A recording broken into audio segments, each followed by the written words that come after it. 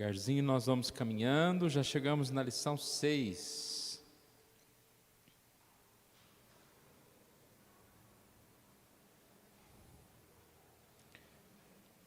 O mundo do Antigo Testamento. Temos uma leitura aqui, ela não é tão grande, nós vamos fazer essa leitura, Isaías 40.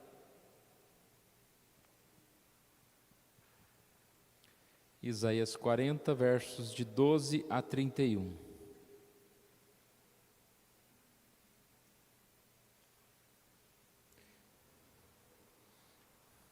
O microfone está por aí, tá? Eu vou pedir para a Nathalie fazer essa leitura, por favor. Isaías 40, de 12 a 31.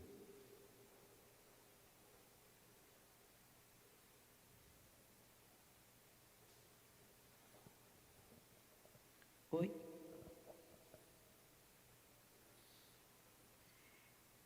Quem na concha de sua mão mediu as águas e tomou a medida dos céus a palmos? Quem recolheu na terça parte de um efa o pó da terra e pesou os montes em romana e os outeiros em balança de precisão? Quem guiou o Espírito do Senhor, ou como seu conselheiro o ensinou? Com quem tomou ele conselho para que lhe desse compreensão? Quem o instruiu na vereda do juízo, ele ensinou sabedoria, ele mostrou o caminho do entendimento? Eis que as nações são consideradas por ele como um pingo que cai de um balde e como um grão de pó na balança. As ilhas são como pó fino que se levanta. Nem todo o Líbano basta para queimar, nem os seus animais para um holocausto. Todas as nações são perante ele como coisa que não é nada. Ele as considera menos do que nada, como um vácuo. Com quem comparareis a Deus? Ou que coisa semelhante confrontareis com ele? O artifício funde a imagem, e ourives a cobre de ouro, e cadeias de prata foge a ela.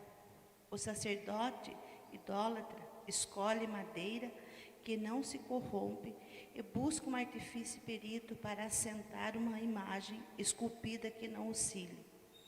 Acaso não sabeis? Porventura não ouvis? Não vos tem sido anunciado desde o princípio? Ou não atentastes para o fundamento da terra? Ele é o que está assentado sobre a redondeza da terra, cujos moradores são como gafanhotos. É ele quem estende os céus como cortina e o desenrola como tenda para neles habitar. É ele quem reduz a nada os príncipes e torna em nulidade os juízes da terra. Mal foram plantados e semeados, mal se arraigou na terra o seu tronco, já se secam quando um sopro passa por eles, e uma tempestade os leva como palha. A quem, pois, que comparareis para que eu seja igual? Diz o santo. Levantai ao alto os olhos e vede. Quem criou essas coisas? Aquele que faz sair o seu exército de estrelas, todas bem contadas, as quais ele chama pelo nome, por ser ele grande em força e forte em poder, nenhuma só vem a faltar. Porque, pois dizes, ó Jacó, e falas, ó Israel, o meu caminho está encoberto ao Senhor, e o meu direito passa despercebido ao meu Deus? Não sabes, não ouviste, que o eterno Deus, o Senhor, o Criador dos fins da terra, nem se cansa, nem se fatiga? Não se pode esquadrinhar o seu entendimento. Faz forte ao cansado e multiplica as forças ao que não tem nenhum vigor. Os jovens se cansam e se fatigam, e os moços de exaustos caem. Mas os que esperam no Senhor renovam suas forças, sobem como asas, como águias correm e não se cansam, caminham e não se fatigam. Obrigado. Essa passagem, ela fala sobre essa majestade de Deus, né? É um tema que a gente precisa sempre voltar. Acredito que a gente gasta pouco tempo pensando em quem é Deus, pensando na sua grandeza, que adjetivos podemos dar a Deus. E com certeza, quanto mais nós conhecemos a Deus, ao ouvir esta mensagem, né, a partir desse texto de Isaías, mais nós somos chamados à adoração. Foi o que nós falamos na semana passada, né? Você adora aquilo que é especial para você, aquilo que você reconhece valor. E nós precisamos cada vez mais reconhecer a importância, o valor do Senhor. E assim vamos adorá-lo mais e mais. Uma outra coisa importante que eu sempre vejo nesses textos que falam da grandiosidade de Deus, ele sempre tem em algum momento essa relação conosco. No caso aqui, ele diz que esse Deus grande, maravilhoso, faz forte ao cansado, multiplica as forças de quem não tem nenhum vigor. Ele diz que os que esperam no Senhor renovarão as suas forças. E quando a gente olha, né, para a gente, para o nosso pecado, para a nossa fraqueza, às vezes a gente tem dificuldade de fazer coisas que aparentemente são tão fáceis, né? E a gente tende a desanimar, mas aí a gente olha para uma passagem como essa, que diz que aquele que desenrolou os céus vai te dar força, vai estar contigo. É mais do que provado que alguém, quando está sozinho, vamos dizer assim, numa corrida, ele faz um tempo. Quando ele está no dia da competição, por causa da plateia, das pessoas ali, independente se estão torcendo ou não para ele, ele faz um tempo muito mais rápido, ele melhora o seu tempo, porque ele sente-se amparado, né? Ele sente essa necessidade de doar-se mais, de se fortalecer a partir daquilo. E quando nós temos essa consciência da presença de Deus em nós, nós somos fortalecidos, recobramos o ânimo, temos força para continuar. Então nós não estamos sozinhos. E mais do que apenas não estar sozinho, nós estamos próximos daquele que criou todas as coisas, daquele que guiou e conduziu todas as coisas. E assim, não só nós, né, como todos, em todo lugar, todos estão nas mãos de Deus.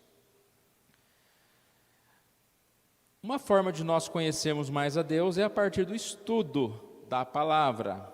E a lição de hoje, ela vai falar que o estudo da palavra pode ser aprimorado quando nós temos um conhecimento melhor do contexto. Essa lição fala muito sobre o contexto próximo e remoto, né? O contexto próximo, ou seja, quando esse texto foi escrito, ele foi escrito para quem, em que ano, aonde essas pessoas viviam, como era a cultura daquele lugar, quais eram os deuses que essas pessoas adoravam. Então, quanto mais a gente estudar a Bíblia, estudar essas coisas, nós vamos compreender melhor a palavra. E é isso que, então, a introdução trata aqui, né? Ela começa fazendo a comparação com a diferença que existe culturalmente de um país para o outro. E você chega num lugar, você estranha certas coisas, certos costumes. E aí mais abaixo ela diz, e nem precisa ir tão longe, né? No nosso país, às vezes você troca de estado de São Paulo para o estado de Paraná, né? Aqui pertinho já há influência. Itapeva mesmo não é do Paraná, mas se você vem lá de um interior de São Paulo, vem para cá, você acha estranho. Eu lembro quando eu cheguei aqui, eu vi as pessoas conversarem, eu falei, nossa, essa pessoa deve ser lá do sul, né, do Paraná, né? Não, é de Itapeva mesmo, né? É o jeito de falar. Agora a gente não, é engraçado que agora não tem mais esse ouvido achando diferente, porque eu acostumei, né, com o jeito que os irmãos falam. E é esse aculturamento, né, estar junto, conhecer a realidade daquele lugar, faz diferença, porque você vai conseguir interpretar, sentir melhor. E quando se fala da Bíblia, muito mais, né? O choque cultural. Imagina aqueles países lá distantes, onde a Bíblia foi escrita, a cultura completamente diferente, que a Bíblia fala sobre o tempo diferente, né? Pelo menos 2.400 anos, e se considerarmos o início, quando a Bíblia foi escrita, tem partes de 3.400 anos atrás. A pessoa, você está lendo uma coisa que foi escrita 3.400 anos atrás, mas que bênção a gente olhar a Bíblia e ver que ela fala como se fosse para o futuro, né? Fala para hoje, não há nada ultrapassado na palavra. E então, é isso que a lição vai falar. Essa Bíblia, a Bíblia, ele sempre enfatiza o Antigo Testamento, que nós estamos estudando, ela foi escrita para um povo, para uma região, e isso é importante para nós. Pessoas reais, que encaravam problemas, no seu contexto.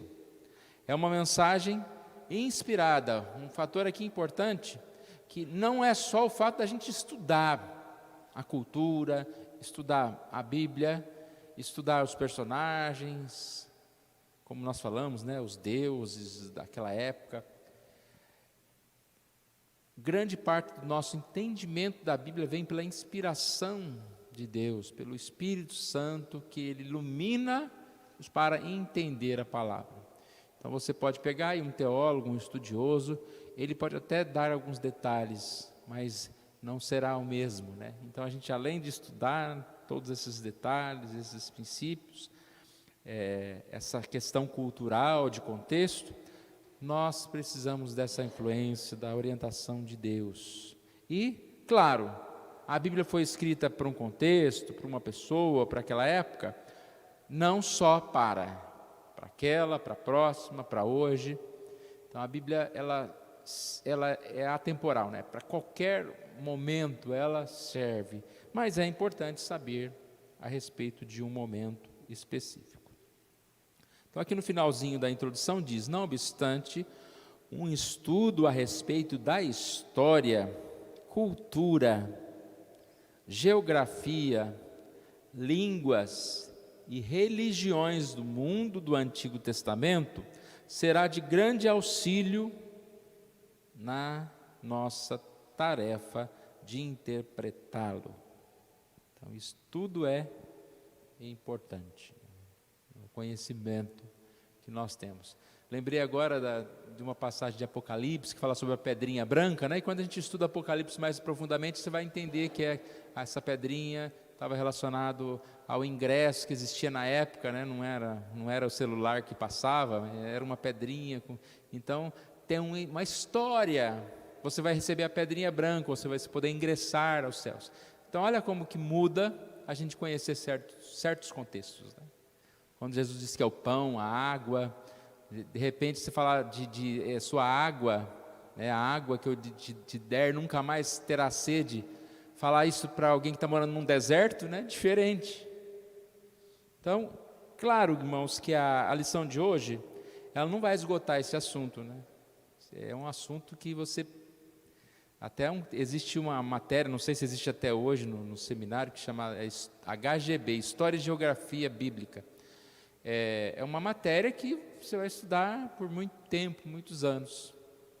A lição de hoje vai dar alguns exemplos e vai nos incentivar, né? Hoje a gente está com tanta facilidade aí de ter certos recursos, podemos procurar algum livro ou algum vídeo na internet, né? Tem que tomar cuidado, porque hoje tem informação errada para todo lado, né? Mas se a gente for bem orientado e procurar nos pastores que a gente conhece, você vai poder estudar esse tema. Algum irmão quer participar? Vou abrir aqui essa água aqui, que hoje está quente.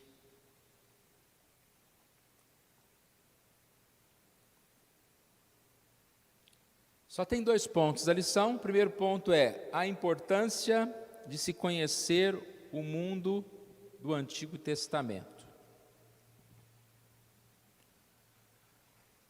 Se existe cultura diferente, nós precisamos nos adaptar a ela. O exemplo dado aqui é uma viagem. Você vai fazer um preparativo para uma viagem, você precisa conhecer melhor, se preparar para estar naquele lugar. E aí, em relação à língua, aos costumes, as diferenças, né? Repare que se você não tem uma informação correta, dependendo do país que você chega, você pode até ser preso, né, por fazer alguma coisa que para você é comum aqui. Comum. Essa questão cultural é um tema interessante. Porque a nossa cultura, qual que é a nossa cultura, irmãos? Nossa cultura é a palavra de Deus. E às vezes é uma contracultura. Tem até um livro do John Stott que fala sobre a contracultura cristã. É o estudo lá do Sermão do Monte. Mas nós não podemos negar que existe uma cultura. E até certo ponto, é importante se adaptar, né, irmãos, na cultura. Desde que você não fuja, que você não esbarre em algum padrão cristão. De repente você está morando lá no país, todo mundo veste uma roupa colorida. Aí você vai vestir um terno, né? Então você fica meio fora do lugar. Há essa questão importante aí. Vamos ver aqui então o que ele diz. Em relação ao Antigo Testamento, há uma multidão de dados que podem causar distância entre o leitor de nossos dias e o tempo apresentado por um dos livros do Antigo Testamento. Então, questão de compreender a vida e cultura do Antigo Testamento. O primeiro exemplo dado aqui é de Gênesis 16. Sara, esposa de Abraão, por não ter gerado filhos, mesmo depois de 10 anos da promessa feita por Deus, aqui diz que a Sara sugere ao seu esposo que tenha relação com a sua serva egípcia, chamada Agar, a fim de gerar um filho. Super estranho, né? Um costume que não podemos assim entender, nem nos adaptar. A lição diz aqui que seria algo parecido com o que acontece hoje com a barriga de aluguel, né? Vamos dizer assim. Lembra que eu disse? Não tudo que é cultura é certo. Nós sabemos que Deus nunca instituiu isso. Deus instituiu marido e mulher. Nós temos a poligamia, temos vários exemplos na Bíblia, mas nós sabemos que o correto é um único casamento. E temos vários personagens bíblicos que só tiveram uma esposa. Pensando nessa questão cultural, irmãos, a gente pode chegar mais perto aqui para nós mesmos, no nosso país. Por exemplo, em determinadas regiões, beber socialmente, né, como diz, é normal, não tem problema, é normal. Você vai numa outra região, já é uma barreira. Isso estou falando em relação à igreja, aos crentes. Então você percebe assim que há essa diferença. Eu lembro que quando eu era jovem, tinha um amigo do Chile, eu acabei visitando lá. E eu cheguei, acabou um culto e nós fomos para um jantar. E a mãe desse meu amigo tirou um cigarro, começou a fumar lá na frente de todo mundo. Eu falei, gente, nós acabamos de sair da igreja presbiteriana. Aí o meu amigo viu que eu estava olhando estranho. Aí ele falou, isso aqui é desse jeito, né? Infelizmente. Ou seja, culturalmente aceito. Era, né? Não sei hoje em dia, porque a cultura vai mudando também, né? Porque até, lembra como era de cigarro, né? Todo lugar que você ia, antigamente tinha cigarro, tinha gente fumando, e é aquela coisa. Hoje a gente quase não vê mais isso, né? E tem as proibições. Mas é questão cultural.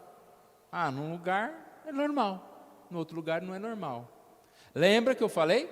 A nossa cultura deve ser da Bíblia, não necessariamente a gente tem que aceitar porque é normal, né? Já que pode, vamos aproveitar. Mas é assim que acontece, irmãos. E aí ele fala, em relação à Bíblia, dá esse exemplo aqui da Agar, né? Também dá um exemplo em relação a algumas coisas, referências no Antigo Testamento, como armas, instrumentos musicais, coisas que nós não temos familiaridade. E se pudermos estudar, isso é bom, né? Importante. Um outro exemplo que ele vai dar agora é o exemplo da questão de uma palavra que fala de reunir à porta. O profeta Amós estava falando lá contra as nações, e olha o texto de Amós 5,12. Afligir o justo, tomai suborno e rejeitai os necessitados na porta. Você lê esse texto, você fala, o fulano veio lá domingo à tarde, tocou a campainha, né? Tem gente que gosta de pedir as coisas só domingo, né? Você está lá, às vezes, descansando, toca a campainha. Você tem uma comida aí? E rejeitou o necessitado. Não, aqui não é isso. Se a gente não entender o contexto, o que significa esse na porta ou a porta, a gente não vai entender corretamente o texto. Então, o que significa isso? A explicação aqui, acredito que muitos irmãos já viram falar, né, sobre isso, é que portões ou nas portas, ou a porta de uma cidade, era como se fosse o fórum, o lugar onde que as pessoas se reuniam para julgar as causas das pessoas. Então tinha algumas autoridades ali que vinham conversar e decidir, e aqui está falando que eles rejeitavam, né, a porta, muitas pessoas que iam lá, que, não vou julgar você não vou rejeitá-lo, é como se falasse, vou julgar, mas gastar tempo com você, não, a sua causa não merece ser julgada, né? Não sei se porque a pessoa era mais humilde, né, mais necessitada, como diz aqui, rejeitar os necessitados, não vou julgar a sua causa, não.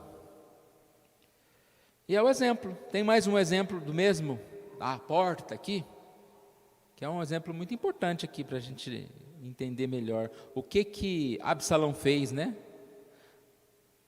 2 Samuel 15:2. Levantando-se Absalão pela manhã, parava à entrada da porta, e a todo homem que tinha alguma demanda para vir ao rei a juízo, o chamava Absalão. Ele resolvia no lugar do rei. E aí isso deu um maior problema, né? Ele assumiu o reinado. Então ele estava onde? No lugar de atender as pessoas, de fazer lá os seus julgamentos e tudo mais. Absalão usurpou para si a função de julgar as causas das pessoas. Então deu para entender bem, né, irmãos? Nesse primeiro ponto, o que a gente viu? A importância de se conhecer o mundo do Antigo Testamento. Nos prepararmos, conhecermos melhor os costumes. E aí tem muita coisa, né, irmãos? Imagina uma cultura de um país inteiro, em épocas diferentes, o tanto de coisa que tem para a gente aprender, né? Se você for pensar a respeito até de uma simplicidade, o tanto de coisa que você tem para aprender, tantas coisas que você tem para conhecer, e às vezes a gente nem conhece, né, o que está aqui perto, né? Essa semana passou, acho que foi essa semana que passou no Globo Repórter lá, né, Pirituba, aqueles lugares bonitos lá, né? Falou, já moro aqui mais de 10 anos, 15 anos, nunca fui naquele lugar, né? Aí as pessoas às vezes vêm lá de longe para ir no lugar. Às vezes você fala, não, você está a 200 quilômetros da praia, 300 por aí, né? 300 quilômetros da praia, não vou. Quando eu morava lá em Goiás, que era quase 1.500 quilômetros, lá, se eu morasse perto eu ia, né? Então a gente às vezes não conhece as coisas, não faz as coisas. E aqui em relação à Bíblia, né, o tanto de coisa que tem para a gente conhecer. E o que a gente pode fazer é conhecendo um pouquinho de cada vez, né? Quando você se deparar com uma palavra ou com uma coisa que você não compreender, tente estudar. Falei da pedrinha branca, a porta, o que é essa porta? Hoje temos tantas Bíblias de estudo, né? Tem umas até que estão ficando mais baratas, porque eles estão lançando outras mais caras, né? Aí tem umas Bíblias que estão ficando mais baratas, às vezes quase o preço de uma Bíblia normal, você compra uma Bíblia de estudo, porque a Bíblia normal também é bem cara, né? R$100 e poucos, aí você compra uma Bíblia de estudo boa, e aí você vai ler lá, e você vai ter uma noção do que é aquilo, e aí já é base para você pesquisar, né? Porque o comentário da Bíblia é muito pouquinho, base para você pesquisar em outros momentos, e assim aprender. Correto, irmãos? Alguém quer nos ajudar? Podem falar. Obed, o microfone está aí atrás? Pregue para mim, por favor.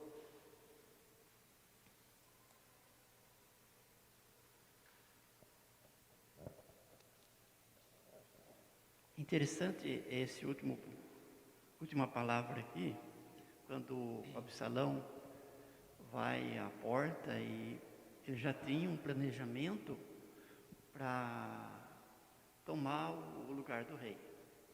Eu fiquei pensando aqui na seguinte questão: a astúcia, maldade de um e o descuido do outro. Não era o rei que tinha que estar lá? Ele não tinha que ter um representante 24 horas lá? Sim. Aí você aplica isso nas nossas vidas. Quantas vezes nós falhamos, descuidamos de cuidar daquilo que é de nossa responsabilidade? Uma delas é essa, de estudar a palavra. No estudo de Pedro está falando todas as partes, Pedro fala: quero que você lembre, quero que você não esqueça disso. Ou seja, quero que você não descuide disso. Então há necessidade de estarmos atentos a esses detalhes. Será que eu não estou falhando nisso, naquilo outro? São alertas da palavra de Deus para mim, principalmente. A vida de Davi, ela é uma ótima ilustração da nossa vida, porque é um homem amado por Deus, chamado segundo o coração de Deus. Mas se você for estudar a história de Davi, o tanto de pecado, de falha, de defeitos que ele demonstrou na sua vida. Tanta mancada, né, que ele deu na vida. E é para nós o exemplo, porque o homem segundo o coração de Deus, o homem que Deus atendia, que chamou, escolheu, ele ficava falhando, mas ele voltava, né? É bom lembrar disso. Essa semana eu comentava com alguém a respeito do pecado, o que peca, cai no pecado e desmorona, não levanta mais. Aí a pergunta: mas como assim? Eu falei: bom, quando o homem ele é uma pessoa salva, ele pode cair também, como Davi. Mas ele não vai ficar caído, ele vai levantar rapidinho, bater o pó e seguir em frente.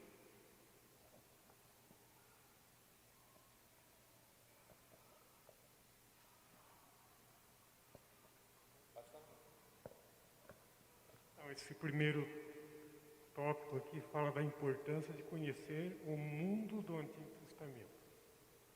É muito bom a gente conhecer, que pode ser aplicado, né, na nossa vida. Eu creio assim, que todos nós lemos o Antigo Testamento como palavra de Deus, né, é a palavra de Deus, e a gente faz aplicação para a nossa vida hoje. Assim como foi falado, já que o Antigo Testamento nos traz muita instrução, inclusive de coisas que os irmãos, né, do Antigo Testamento fizeram, que Deus não aprovou, e que hoje nós não precisamos cair no mesmo erro. Então nós não fazemos, porque nós já temos uma lição de coisas que eles fizeram que não deu certo. E uma outra coisa também que eu vejo aqui nesse primeiro tópico é as bênçãos de Deus na vida daquelas pessoas, a promessa de Deus. E como Deus ele é o mesmo, as promessas continuam para nós. Então nós temos essa certeza porque nós temos conhecimento lá, quando fala aqui de um caso, né, de Sara, né? E assim como outros, nós vamos ver que tem muitos exemplos da promessa de Deus que se cumpriu, sem falar na promessa maior, né, de Jesus. Então, o Antigo Testamento nós temos o Novo, e eu estava pensando até quando eu estava estudando essa lição, se a gente não tivesse conhecimento do Antigo Testamento, a gente ia ler o Novo, mas não tinha história. Essas lições são muito boas para a gente despertar para essa questão de entender o Antigo Testamento. E como o Pedro falou, é importante a gente ver essa sequência, né? Que Deus fala em todas as épocas, para todo tipo de pessoa, e a palavra sempre atual, sempre, né, sempre viva para nós. E quanto mais a gente entender o contexto, mais a gente vai poder aplicar na nossa vida. Citei Apocalipse, né? Apocalipse é um livro inteiro de códigos e partes da cultura, né? Que se a gente não tentar entender um pouquinho, não estudar desse jeito, a gente entende pouco. E o Antigo Testamento também, ele é importante para que a gente possa entender o Novo Testamento. Então tá tudo muito ligado, né? Um livro, você não vai chegar na biblioteca, vou abrir aqui na página 250, vou ler 2 páginas e fechar, né, o livro. Um livro tem uma sequência. Nós precisamos ler toda a Bíblia. Vamos lá para o ponto 2, a religião no mundo do Antigo Testamento. Então, o que a gente percebe, né? O mundo e a idolatria. Nós sabemos que existem muitos falsos deuses, há um único Deus. Acredito que por esse ponto 2 aqui, é que a leitura recomendada foi Isaías 41, né? Que lá no versículo 27, né, de Isaías 41, diz: eu sou o que primeiro disse Sião. Não, 28, quando eu olho, não há ninguém, nem mesmo entre eles. Acho que eu estou lendo errado, irmãos. Desculpa. É que ele fala dos deuses, é Isaías 40, eu estou no 41. Isaías 40, uma página antes. Vamos lá. Versículo 18. Com quem comparareis a Deus? Ou que coisa semelhante confrontareis com Ele? Aí ele diz, né, o artífice funde a imagem. Então ele vai falar, né, que esse tem que levantar a imagem, fazer a imagem, essa imagem vai ser comparada ao Senhor. Então acho que tem muito a ver com esse ponto 2 agora aqui. Falando sobre os deuses, ele começa aqui mostrando que existiam então falsos deuses, diversos deuses, e algumas coisas ele vai mostrar como é diferente, né? Os deuses e Deus. Primeiro, deuses daquela época não tinham questão moral, né? Eram deuses, e às vezes tinha até um Deus que fazia chover e outro Deus que fazia secar, né? Então era uma confusão. E muitos deuses. Aqui fala que os egípcios possuíam cerca de 40 deuses, enquanto os hititas, cerca de 1000 deuses. Já pensou se decorar? Como que você decora tanto Deus assim, né? Esses deuses, então, não tinham obrigação moral de ser bons, de ser éticos. E isso aqui a gente percebe que estudar é importante para nós, né? Aí ele dá um exemplo, primeiro, das 10 pragas, a narrativa das 10 pragas. Acredito que os irmãos também já ouviram isso, que cada praga ela tinha um propósito de desmascarar o poder de um Deus lá. Então aqui, o exemplo aqui do Nilo, diz que os egípcios tinham o deus Rapi, deus da fertilidade, e era associado de modo próximo ao Nilo. Sem o rio Nilo não havia fertilidade no Egito, não havia Egito. Contudo, o Senhor transforma o Nilo em sangue. Então era uma forma de mostrar que maior do que esse deus Rapi é o Senhor, que não existe um Deus que dá fertilidade, mas existe o Deus poderoso. E assim a gente percebe, né, que Deus vai desmascarar esses deuses falsos. Um outro exemplo aqui é do Baal. Quando você lê a Bíblia, no Antigo Testamento, várias vezes vai aparecer lá os profetas de Baal, né, os adoradores de Baal, a religião de Baal. E a gente percebe que havia sempre essa luta, né, a religião contra Israel, né, contra o povo de Israel.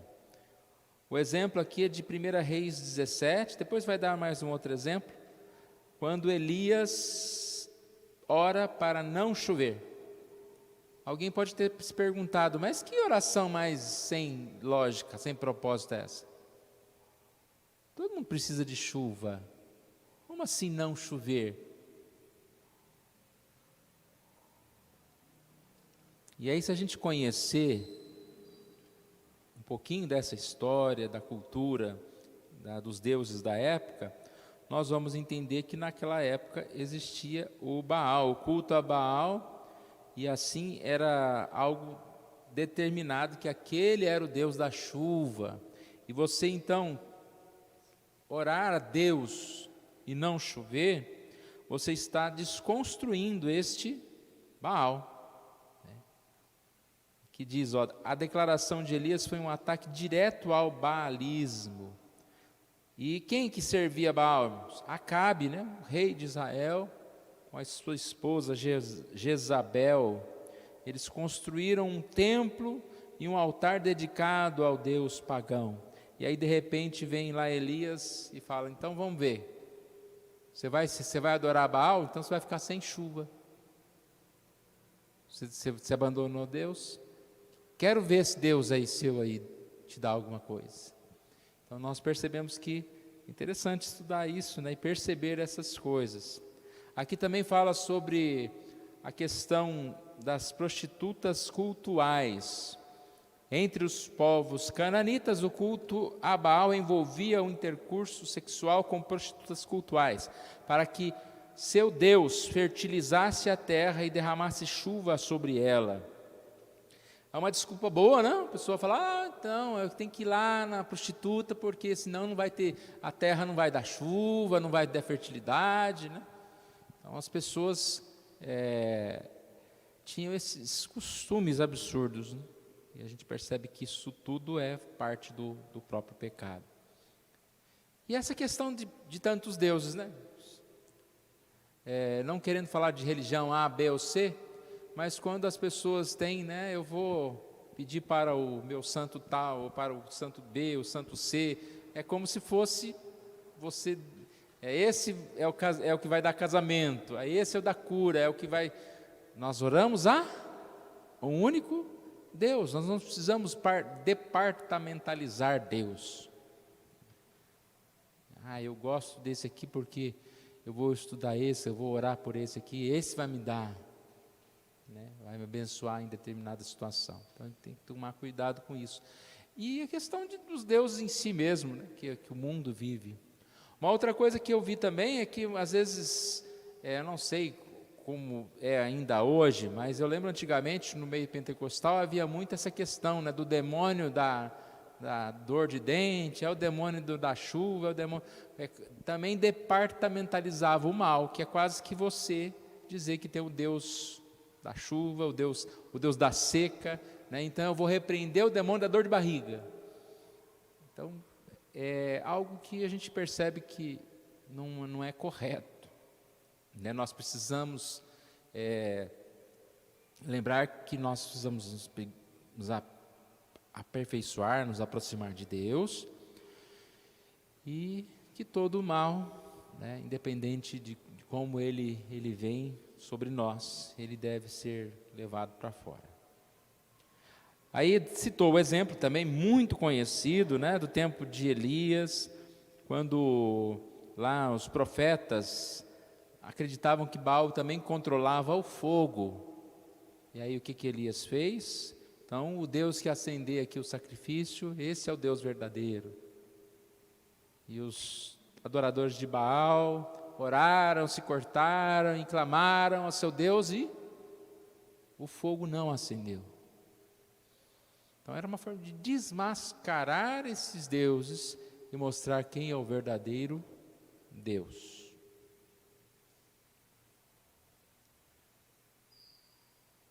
Ponto C aqui, a religião israelita. Curioso também a questão do relacionamento dessas pessoas com Deus e o nosso relacionamento com Deus. Como era o relacionamento dessas pessoas com Deus? A lição aqui diz que essa divindade podemos chamar de uma divindade caprichosa. Por quê? Porque os seus adoradores tinham que cumprir a vontade, tinham que adivinhar a sua vontade, e tinham que ir lá oferecer lá os seus sacrifícios para que eles pudessem ser assim aceitos, para que eles pudessem, digamos assim, né, receber aquela prenda lá. E não é assim que acontece, né, irmãos? A gente tem que tomar cuidado também com isso. Vou negociar com Deus. Senhor, eu estou querendo uma benção aqui. Se o Senhor me der essa benção, olha, eu vou dar o dízimo agora, né? A partir do dia que o Senhor me der a benção. Ou eu vou fazer isso direitinho. Eu lembro de uma família que os pais faziam sempre esse tipo de compromisso com o filho, né? De certa forma, a gente pode até fazer certos compromissos desses. Não estou dizendo que não se pode, né? Por exemplo, se você passar de ano, vamos fazer isso, vou te dar um presente. Não estou falando que não pode fazer nunca. O problema dessa família é que era tudo assim. Era uma troca.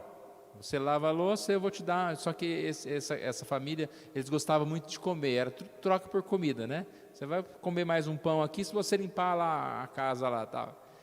Então, a gente acaba fazendo as coisas por causa da troca. Com Deus não é assim, né?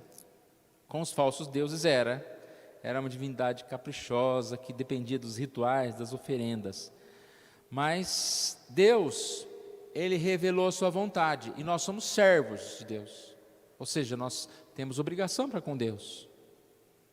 Por quê? Porque Ele é Deus. Então, tudo que nós fazemos é porque é nossa obrigação, nosso compromisso de fazer. E aí nós lembramos muito bem que nós fazemos todas essas coisas com alegria, né, de coração, porque nós já sabemos o que Deus fez por nós, né? Não só a grandiosidade de Deus, mas o seu amor, a sua salvação, como Deus conduziu a nossa vida. Por isso nós servimos a Deus. E mais uma coisa, Deus não necessita de nada. Deus não manda a gente ser servo dele. Deus não manda a gente, vamos dizer, entregar o dízimo ou tomar atos de bondade, porque Ele precisa de. Deus não precisa de dinheiro, Deus não precisa da nossa bondade para nada. Não é? Só que, o que acontece? Eu me expresso assim, porque eu sei que faz parte do meu papel. Quer falar? Faz parte da minha atitude como servo. Não é nem por troca, e nem eu faço porque Deus precisa disso. O exemplo da família que o senhor citou, pastor, é interessante, porque eu fiquei pensando que é uma proposta do maior para o menor. Se você estudar direitinho, passar de ano, vou te dar uma bicicleta, qualquer coisa. É o maior que está falando. Quando o homem fala para Deus, não, vou dar o dízimo, vou fazer tudo certinho, o Senhor vai me dar isso, isso, aquilo. Ou então, se o Senhor me dá isso, isso, aquilo, eu vou dar o dízimo. Está tudo errado. Por quê? É o menor que está querendo dar ordem, negociar com o maior. Se a gente olhar lá para Efésios, capítulo 1, no verso 14, 13 e 14. Em quem também vós, depois que ouviste a palavra da verdade, o evangelho da vossa salvação, tendo nele crido, fostes selados com o Espírito Santo a promessa, o qual é o penhor da nossa herança até o resgate da sua propriedade em louvor da sua glória. Ou seja, é o maior que está fazendo a promessa, está propondo o negócio. Não, se Deus me abençoar, me der um carro novo que eu estou querendo, eu vou ser dizimista a partir de agora. Que absurdo!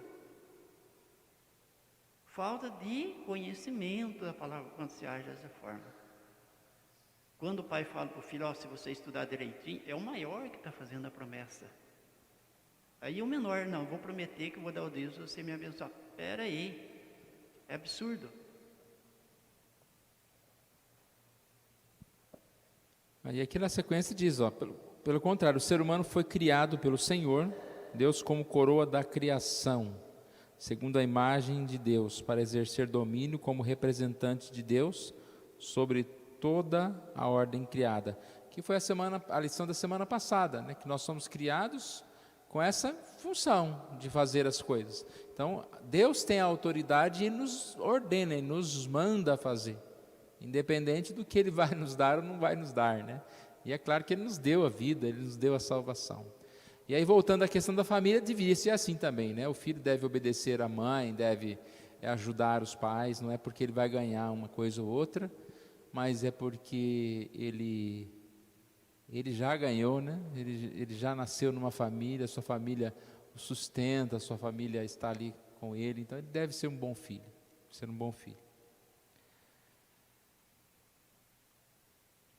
Então, esse ponto C, a religião israelita. Para Israel, Deus era aquele que já trouxe, né, a lei, os ensinou o que eles deveriam fazer, e eles serviam a Deus de coração, enquanto que os deuses caprichosos, né, os que adoravam a esses deuses caprichosos, eles faziam como essa troca.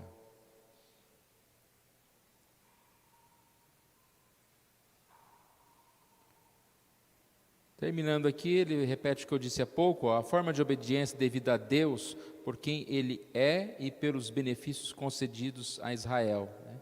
Então, não eram oferecidos para forçar Deus a abençoar, eram oferecidos como respostas gratas e amorosas pelos benefícios recebidos. Quando eu faço qualquer coisa para Deus, né, nunca deve estar na minha mente, então Deus, olha, eu fui, né, faz 4 domingos que eu vou na escola dominical, o senhor precisa dar uma ajudinha aí, né? Não, nem passar pela nossa cabeça uma coisa dessa. A gente faz as coisas para Deus de uma forma tão assim, de gratidão mesmo, por tudo que Deus já fez por nós. E quando Deus faz uma coisa nova para nós, quando Deus nos abençoa, quando Deus responde a nossa oração, a gente fica até surpreso, porque nós não merecemos nada, né? Por mais que a gente faça qualquer coisa, a gente nunca vai merecer bênção, né? Nunca vai merecer nada de Deus. E como Deus tem nos abençoado, nos surpreendido com coisas boas, apesar de nós. Não é porque nós somos alguma coisa. O tal do eu fiz por merecer, né? Coitadinho de nós, né? Não fizemos nada, não fazemos nada, e nós não merecemos nada. Mas Deus, sim, Ele nos abençoa, Ele nos salva, nos sara. Mais importante em todos os rituais era a sinceridade de coração. Sem ela, tais serviços de culto não eram nem recebidos, né?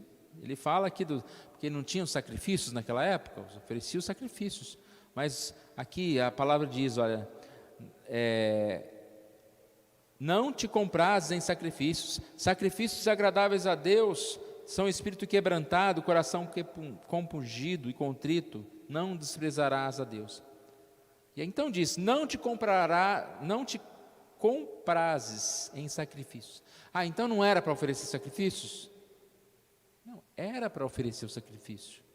Mas o que está querendo dizer aqui, o prazer de Deus não era o sacrifício.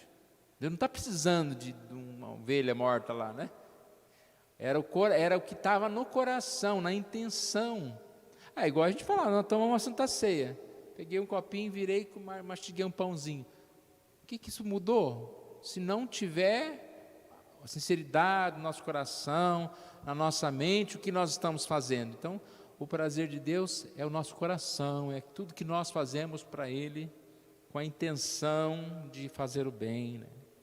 E aí diz que esse coração, esse espírito quebrantado, compungido, contrito, não o desprezarás, ó Deus. Salmo 51, aqui, 16 e 17. A característica mais distintiva da religião de Israel não era a sua superioridade moral ou cultural, era a sua fé monoteísta. Ouve Israel, o Senhor nosso Deus é o único Senhor.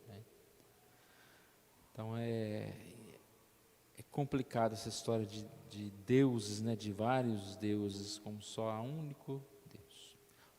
Conclusão. Quem é Deus senão o Senhor? Pergunta Davi, 2 Samuel 22, 32. O Senhor nos deu um livro como sua revelação especial. Nele aprendemos acerca da sua supremacia e da sua grandeza. Nele aprendemos sobre a superioridade do Senhor sobre todos os falsos deuses. O estudo da cultura do mundo Antigo Testamento é um recurso valioso para que a grandeza do Senhor seja ainda mais evidente aos nossos olhos. Essa frase aqui tem muito a ver com o que nós falamos no começo, né? Conhecer a Deus, a sua grandeza, tudo que Deus é, tudo que Deus faz. E isso relaciona-se também a conhecer a cultura, relaciona-se a conhecer como viviam os irmãos que receberam a palavra. Isso faz o quê? Nos faz mais próximos, nos dá mais condições de adorar a Deus. Detalhes relacionados ao cotidiano, à geografia, à história e às religiões do Antigo Oriente Próximo nos ajudam a discernir com uma clareza maior a singularidade do Deus de Israel. E temos muito, né, irmãos? Muito que estudar, muito que aprender. Mas devagarinho a gente aprende, um pouquinho cada dia, e que o que a gente aprende, né, nós possamos guardar no nosso coração, criar alguns hábitos melhores de estudo, de anotação, de repetição, né? Se não repetir, irmão, a gente esquece. A repetição é muito importante. Pensou se a gente pegasse uma aula, não essa, tá? Mas uma outra aula, vamos supor aqui. E durante o mês de outubro, todo domingo a gente tivesse que estudar a mesma lição. Ai, que chato. Será? Às vezes, essa repetição é que vai, cada semana entrando uma coisinha nova, aprendendo mais. E é claro que a gente não vai fazer isso aqui, mas você pode fazer isso na sua casa. Na revista, acredito que todos que leem são desafiados a ler mais de uma vez, a ler as passagens, porque assim a gente vai aprendendo um pouquinho, vai tendo maior conhecimento da lição. Eu entrei em contato com o pastor que a gente ajuda lá no missionário, o Marcos Severo, né? Porque o Ezequiel estava vendo a questão da nossa oferta, ele não estava identificando lá. Então, às vezes acontece, ou a pessoa que recebe a identificação, e eu perguntei para o Assir, que estava tudo certinho em dia, o valor, e passei para ele. Aí ele identificou lá o valor. Então, estou contando isso porque nessa conversa, ele me convidou, estava falando com a Nathalie, né, ontem à noite na reunião aqui da SAF. Foi ontem? Sexta-feira à noite na reunião da SAF. Aí ele me convidou para dar uma aula lá no Instituto. Só que eu não vou lá para o Nordeste, não. É essas coisas online, né? Então vai ter um momento, eu vou dar uma aula para um grupo lá, certo? E pelo que eu entendi, é um módulo, igual aqueles cursos que fazem uma abertura. Eu vou ser uma pessoa que vai dar uma aula de, acho que 1 hora, alguma coisa assim, e depois vai continuar o curso durante a semana. Aí ele me deu uma apostila, estou contando tudo isso para chegar na apostila. Eclesiologia. Parece que eu estou lendo grego na apostila. Ou seja, é uma apostila que eu não estou identificado com ela. Nunca estudei, estudei eclesiologia, mas eu não estudei aquela apostila em si. Aí eu já li 1 vez, 2 vezes. Ou seja, eu vou ter que ler várias vezes para dar uma aula, senão eu vou ter que inventar uma aula eu mesmo, né? Então, estou contando isso para ver como que só a repetição vai te dar familiaridade com aquilo, para que você realmente entenda. Já pensou se você lê uma vez, no outro dia você já não lembra nem o tema, já passou por isso? Vamos ler a lição da escola dominical, na terça-feira eu li a lição. Aí chega domingo, você pega a revista, vem para a igreja, você não lembra nem o tema, nem sobre o que se trata a lição. Às vezes, quando começa a estudar, você vai lembrando. Mas é isso, não delongando mais aqui. A aplicação Que você mergulhe no estudo do mundo do Antigo Testamento, com o objetivo de crescer em seu conhecimento acerca do ser de Deus e de suas portentosas obras. Existem inúmeros recursos maravilhosos que podem ajudar você. Que a gente possa criar esse gosto, né? E aqui é mais uma proposta, né? Às vezes a gente fala tanta coisa que a gente pode estudar, e hoje a gente aprendeu que a gente pode estudar também a questão da cultura do local, da cultura bíblica, das questões de cada lugar específico.